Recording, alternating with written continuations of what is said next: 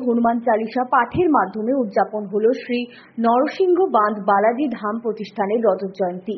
গত 13 দিন ব্যাপী বিভিন্ন ধর্মীয় অনুষ্ঠানের মাধ্যমে অনুষ্ঠানটি আয়োজন করা হয়েছিল।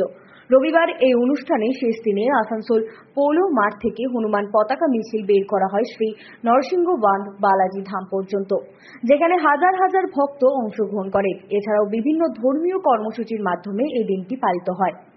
बालाजी धाम के 25वीं रजत जयंती समारोह के उपलक्ष्य में 13 दिवसीय कार्यक्रम का जो समय था उसका आज 13वां दिन है। 13वां बजरंगबली का भक्त ध्वजा यात्रा आज निकलेगा, जो पोलो ग्राउंड से होते हुए भगत सिंह मोड़ होते हुए बनपुर होते हुए स्टेशन रोड बनपुर होते हुए नरसिंह बांध बालाजी धाम तक जाएंगे, जिसमें करीब 5000 श्रद्धालु उपस्थित रहेंगे।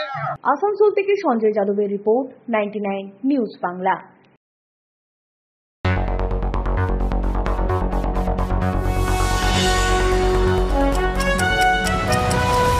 আপনারা দেখছেন 99 নিউজ বাংলা। বদলাবো আমরা।